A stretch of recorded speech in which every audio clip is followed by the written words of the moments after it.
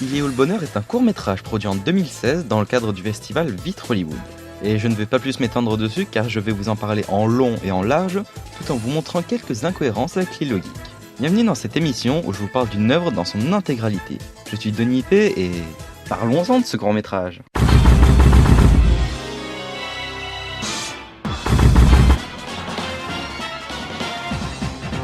Le court-métrage commence sur des cyclistes.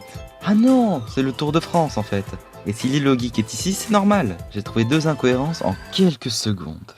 Lors du Tour de France, les routes sont censées être dégagées. Or là, il y a des voitures qui passent. Dommage. Le court-métrage a été réalisé en 2016. Voici le circuit du Tour de France 2016. Ah! Il n'a pas approché les Bouches-du-Rhône. Fin de la parenthèse. Ce Tour de France est en fait là juste pour peser le décor de la première scène. Le personnage principal, que je vais appeler Eugène, car j'ai pas entendu son nom, marche dans la rue. Pendant ce temps, Bella sort du supermarché en étant au téléphone. Et pourquoi tu nous parles d'elle? Parce que, Comme par hasard. les deux vont se rentrer dedans, et là...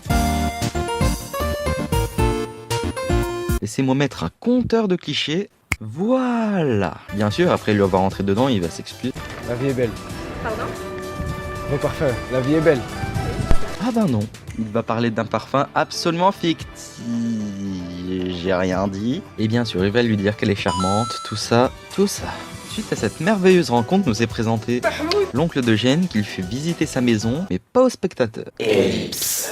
On se retrouve dans la mairie de Vitrolles où l'on apprend qu'Eugène aimerait ouvrir une parfumerie.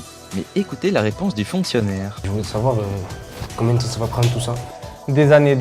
Petite pause, j'ai cherché, je vois nulle part que ça prend des années d'ouvrir un petit commerce. Et petite incohérence, il les invite à s'asseoir et juste après, il dit qu'il n'a pas de temps à leur consacrer. Du coup, il va déléguer le travail à sa secrétaire et lui laisser... C'est monsieur. On dit messieurs. La secrétaire lui donne la liste des papiers à rassembler et un café au passage. Et le café est dégueulasse et le recrache sur... le fonctionnaire. Qui s'énerve et du coup, il décide de partir. Pendant ce temps, on croise deux secrétaires dont suspense. Bella fait partie. Elle nous parle de ce qui s'est passé il y a 2 minutes 30.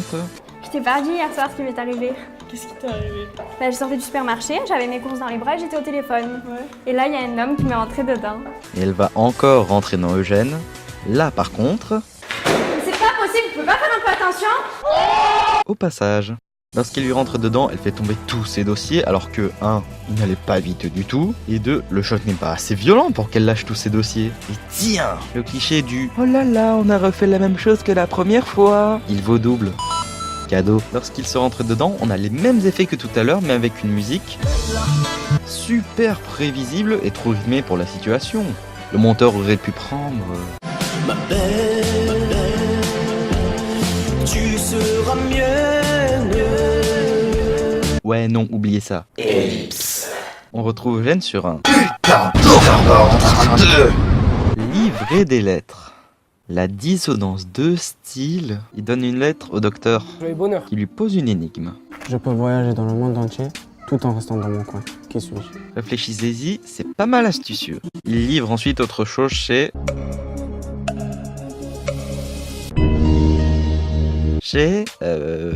Je me rappelle pas de ce mec, c'est normal. Et aucune réponse n'est vraie alors. Attendez, bonjour. Bonjour princesse.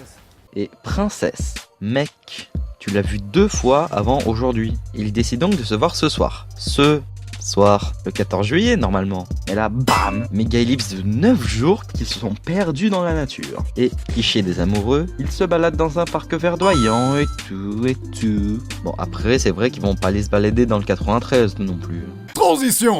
Il parle à sa nièce Elsa, qui sort un peu de nulle part, lui disant qu'elle doit être fière de ce qu'elle est, malgré ce monde pourri et raciste. Et oui, On va à la parfumerie. il parle bien d'une parfumerie, mais on voit coupe enfant, coupe homme.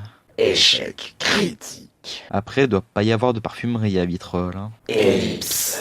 Attention, je préviens, Alerte, spoiler. Je vous aurais prévenu. depuis quelques années, le mariage mixte est considéré comme un crime contre l'humanité.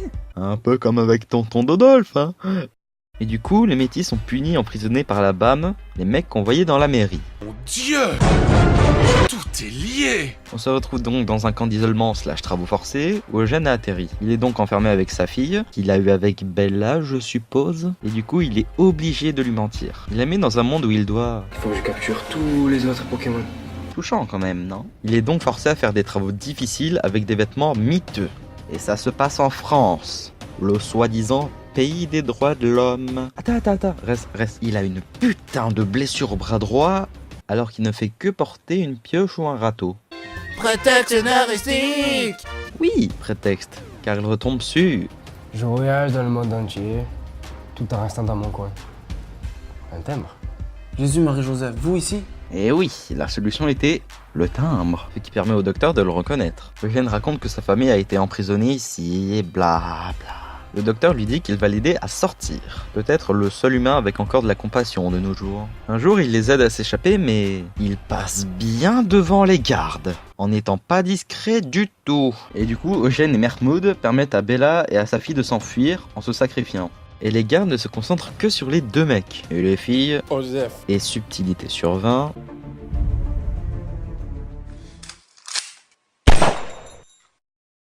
Il est où le bonheur? Il est où? C'était quoi ça? Ça, ce sont mes oreilles qui viennent de se suicider. Du coup, les deux filles s'enfuient bien à découvert, et le parfum La vie est belle. Pardon? Vos parfums, la vie est belle. est revenu. Mais pourquoi tu te mets du parfum alors que tu sais que ton mec s'est fait tuer? Bref. Alors, qu'est-ce que j'en ai pensé? Bah c'est plutôt bien réalisé, on a un bon jeu d'acteur et une anti-utopie qui semble carrément réelle.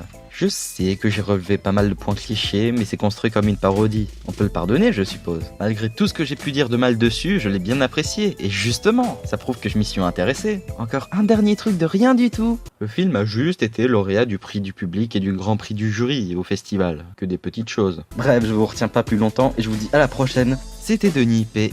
Tchuss.